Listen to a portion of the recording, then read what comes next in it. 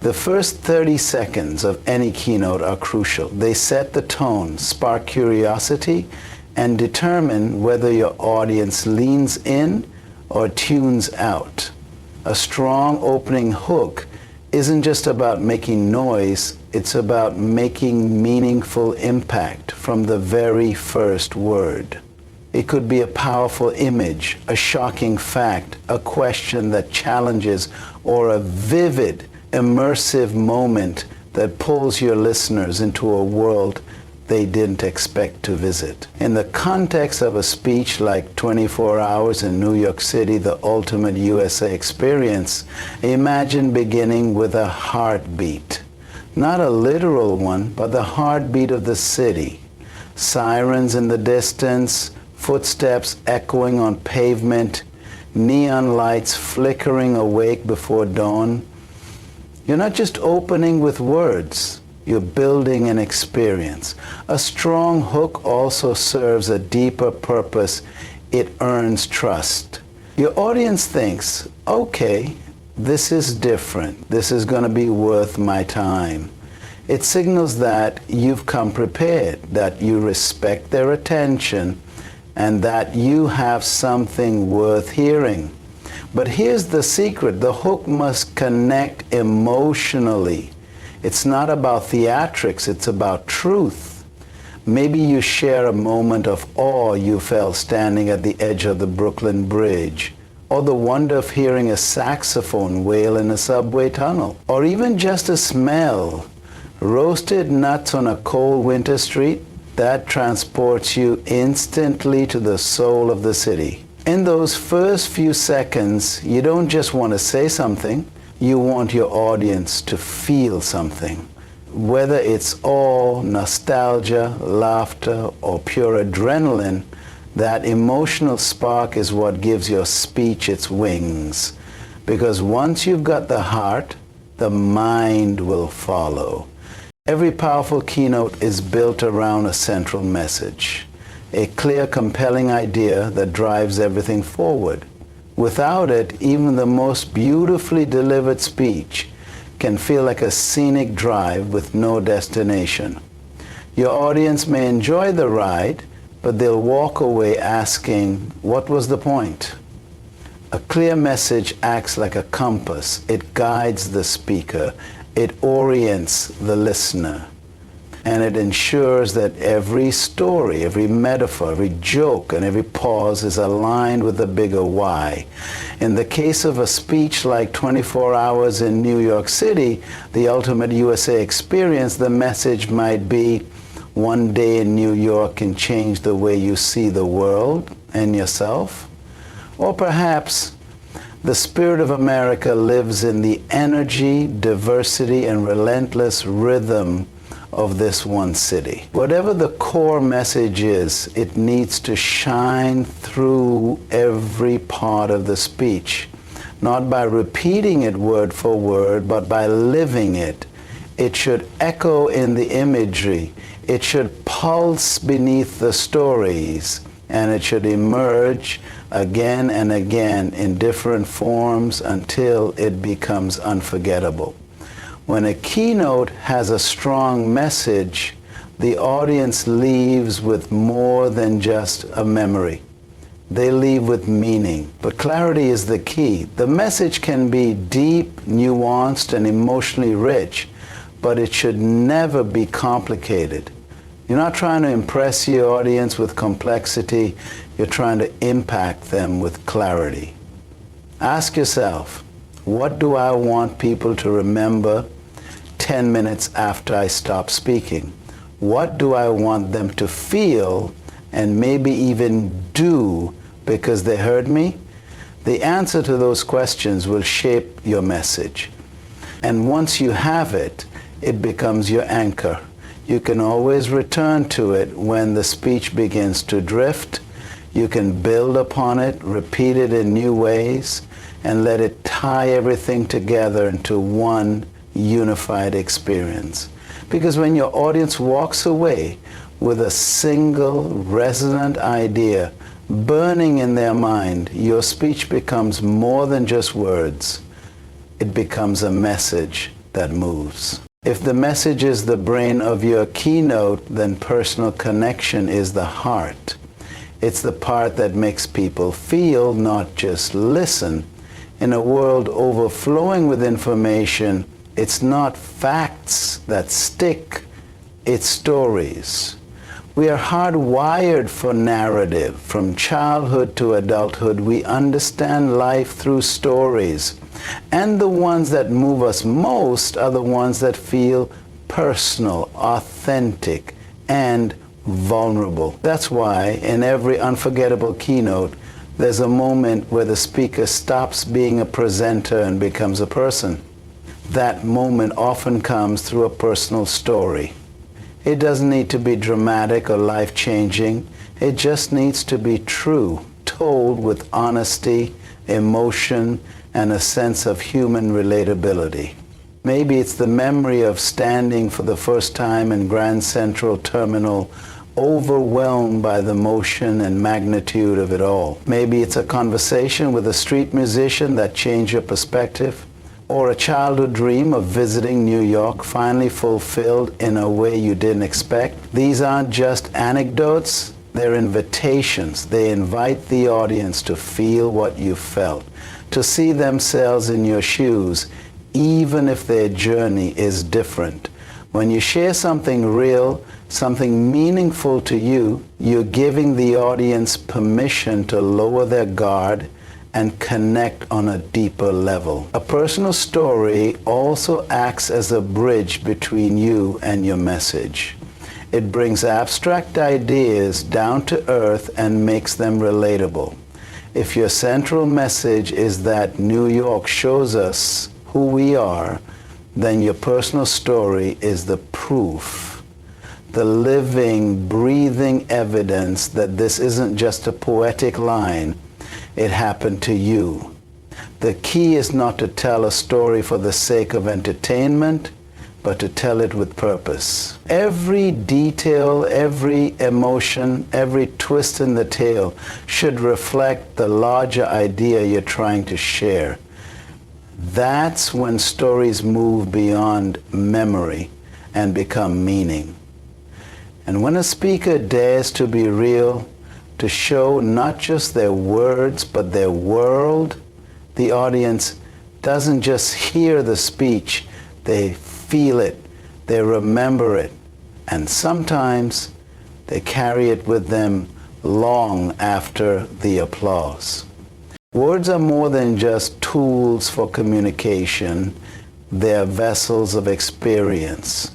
And in a keynote speech, especially one that seeks to transport the audience into a new place, mindset, or emotion, the ability to paint pictures with language becomes a superpower. This is where vivid descriptions and sensory imagery come into play. It's the difference between saying New York is busy and saying the city pulses with life. Taxis blur like lightning across avenues, steam hisses from subway grates, and the scent of roasted peanuts and pretzels wraps around you like a memory you didn't know you had. One version informs, the other immerses. Your audience should not just hear about the experience, they should feel like they're standing inside of it.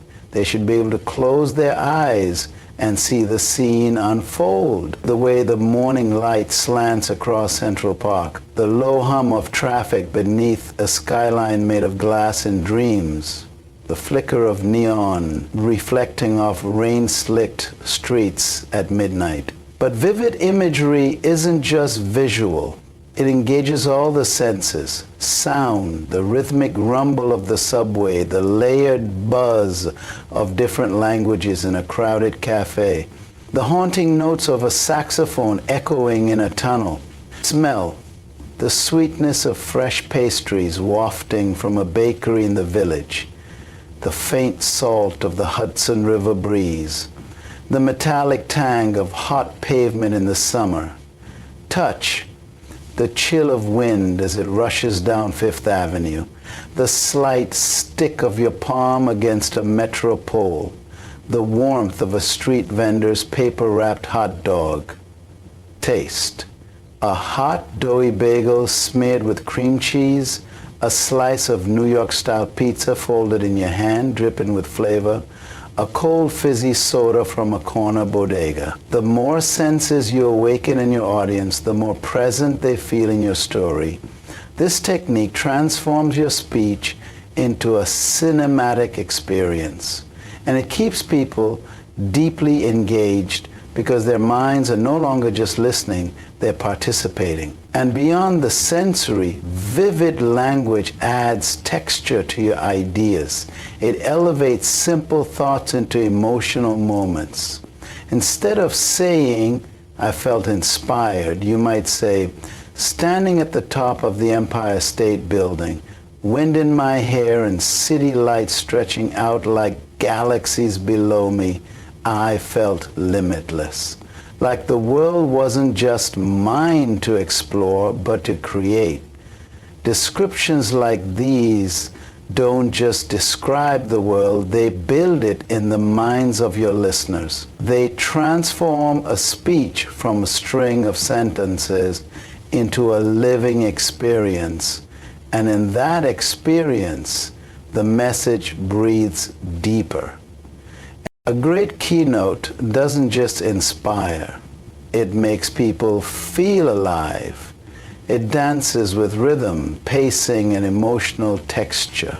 And in the midst of all the depth, storytelling, and powerful ideas, there's one secret ingredient that keeps audiences connected and engaged: humor. Even in the most profound or serious speech, a well-placed moment of levity can act like a breath of fresh air. It resets the emotional tone, gives your audience a chance to exhale, and builds a stronger human connection between you and them. Humor says, "I may be up here on the stage, but I'm right here with you." And this doesn't mean you need to be a comedian. You don't need a punchline in every paragraph. The goal isn't laughter for the sake of laughs. It's about lightness. It's about finding the joy, absurdity, or warmth in a moment and sharing that in a way that feels effortless and genuine. Maybe it's the chaotic experience of trying to hail a cab in Midtown during rush hour. Arms flailing, someone stealing your ride, and a pigeon landing on your shoulder like it owns the block. Maybe it's getting hopelessly lost in a subway system and pretending to be a local while quietly panicking inside. Or the realization that New York pizza eaten on a windy day is basically an Olympic sport in balance and grease management. These moments are real, they're relatable, and they give your audience a chance to laugh not just at something, but with you. That kind of shared laughter is powerful. It builds rapport, it signals safety, it reminds your audience that this journey, no matter how inspiring or epic, is still rooted in everyday human experience. Humor also enhances memory. Studies show that people are far more likely to retain information when it's delivered with a smile or wrapped in a funny story.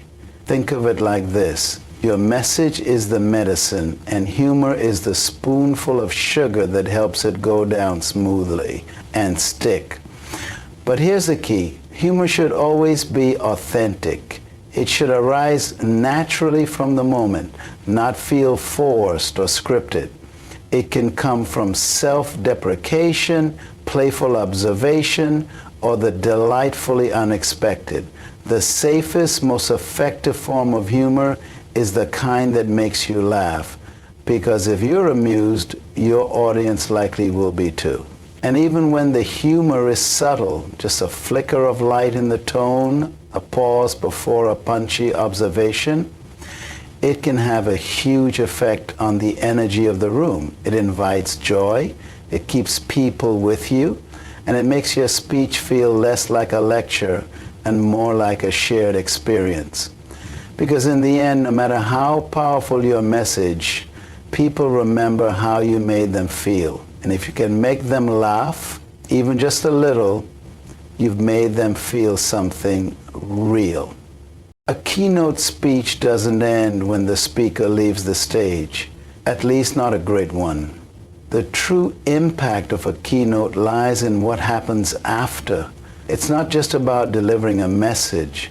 It's about planting a seed that continues to grow long after the applause fades. That's where a call to curiosity or action becomes essential. It's not always about issuing a directive. Sometimes it's an invitation, an open door into further thought, deeper exploration, or even quiet reflection. It's about prompting the audience to do something, or at the very least, to wonder something they hadn't considered before. In a speech like 24 Hours in New York City, the ultimate USA experience, the call to action might not be book your flight right now, although that's one option. It could be more subtle, more emotional. You might challenge your audience to chase their own 24-hour adventure, to rediscover the magic in their own city, to speak to someone they usually pass by, to pay attention to the unnoticed moments that give life its color.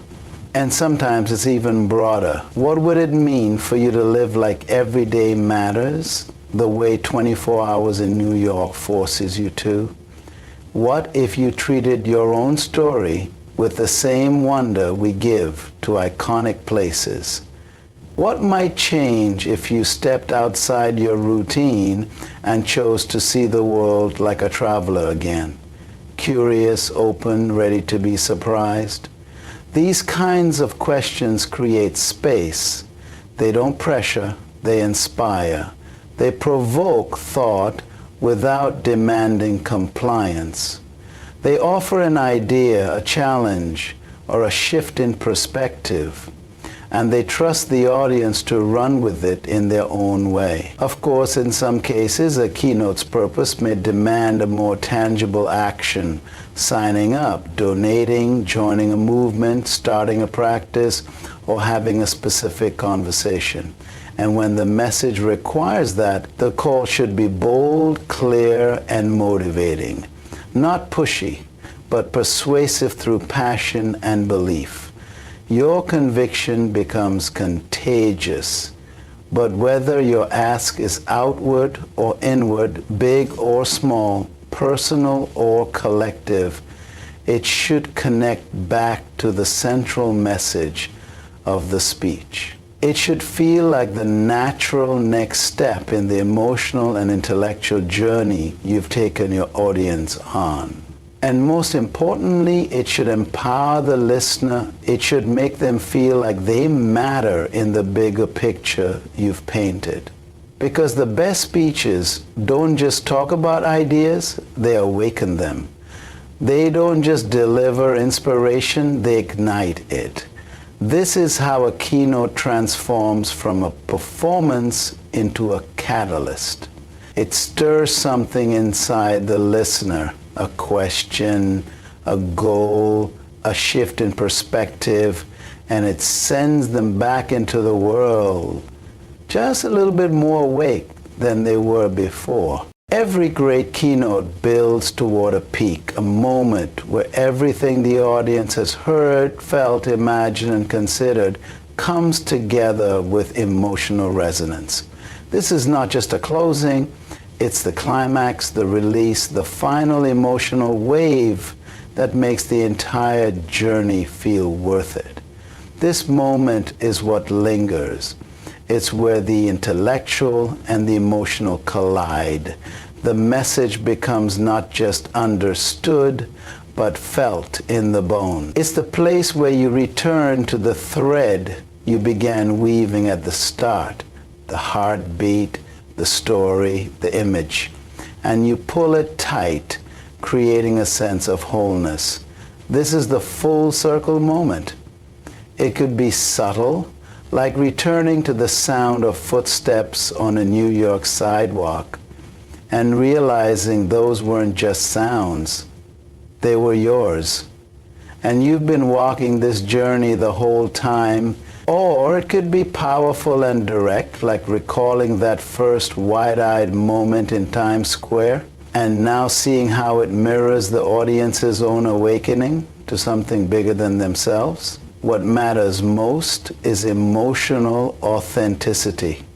The climax isn't a final point you tack on. It's the natural rise that emerges from everything you've shared: stories, laughter, imagery, insight. It carries weight because the audience has earned it with you. They've invested their attention, their imagination, their hearts, and now in this final elevation, they receive something deeper. A truth that lands not just in their minds, but in their spirit. In a keynote like 24 Hours in New York City, the ultimate USA experience, the emotional climax could come from reframing the city not just as a place, but as a metaphor for possibility, for chaos, for connection, for the wild, beautiful unpredictability of life. You can draw your listeners into that realization slowly, tenderly, or with power. But the goal is to arrive somewhere together. It's not about tying everything up with a bow. It's about closing the loop, giving your audience the satisfaction of a journey completed, not in a neat and tidy way, but in a way that says, we started here, we wandered, we discovered, and now we see it all differently, including ourselves. Some speakers choose to return to their opening story or image, echoing it with new insight. Some offer one final resonant line that hangs in the air. Others let silence do the work, allowing the emotion to settle deeply without rushing to fill it. But in all cases, this moment should do one thing. It should stay with the audience, not just as a memory, but as a feeling, a sense that something shifted, something clicked, something opened. As the mark of a keynote that doesn't just speak to an audience, it speaks through them. Long before the first word is spoken, your audience has already started forming impressions. The way you walk onto the stage, the way you stand, the way your eyes meet theirs, these are the unspoken signals that shape how your message will be received. This is presence, and in a keynote it matters just as much as, if not more than, the words themselves. Commanding presence doesn't mean being loud, flashy, or theatrical, unless that's truly who you are. It's about authentic confidence. It's the energy you bring into the space, the stillness you hold when silence is more powerful than speech, and the way your body and voice tell the truth of your message. Presence is felt. It's the calm certainty of someone who knows why they're there. It's rootedness, feet planted, breath deep, eyes open. You don't need to beg for attention. You command it by the way you inhabit the moment. And then there's delivery, the art of bringing your words to life. A message might be well written, even brilliant on paper, but delivery is what breathes emotion, rhythm, and texture into it. Delivery is what makes your audience lean in. Pacing is part of it. Knowing when to pause, letting an idea land, letting silence stretch just long enough to stir curiosity or emotion. Speeding up when excitement builds, slowing down when gravity settles in. Varying your tempo gives your speech a heartbeat. It becomes more than a monologue, it becomes music. Tone matters too. The warmth in your voice, the sharpness in a moment of urgency, the playfulness in a moment of levity. Every shift in tone colors the meaning of your words. Delivery is how you guide the emotional journey, scene by scene, moment by moment. And of course, body language is the silent amplifier. Eye contact that connects not just with one person, but with everyone. Movement with intention. A few purposeful steps across the stage can mimic the arc of a story, while stillness can magnify a single truth. Your hands don't just gesture, they can shape space, emphasize meaning, reveal openness, or cradle a moment of vulnerability. Delivery also includes vocal variety, volume, pitch, emphasis. A whisper can be more powerful than a shout if used at the right moment. And a single word, spoken with precision and presence, can ripple through the room like a wave. But more than any technical skill, what truly shapes delivery is connection, the ability to be fully present, to read the energy in the room and respond to it, to not just speak, but to listen as you speak, tuning into the subtle cues that tell you when your audience is with you or when you need to adjust. And most importantly, delivery should never feel like performance for its own sake. It should feel real. When delivery is aligned with authenticity, the audience stops thinking about how well you're speaking and starts feeling the truth of what you're saying. Because presence and delivery, when mastered, don't just make a message heard, they make it felt, remembered, embodied,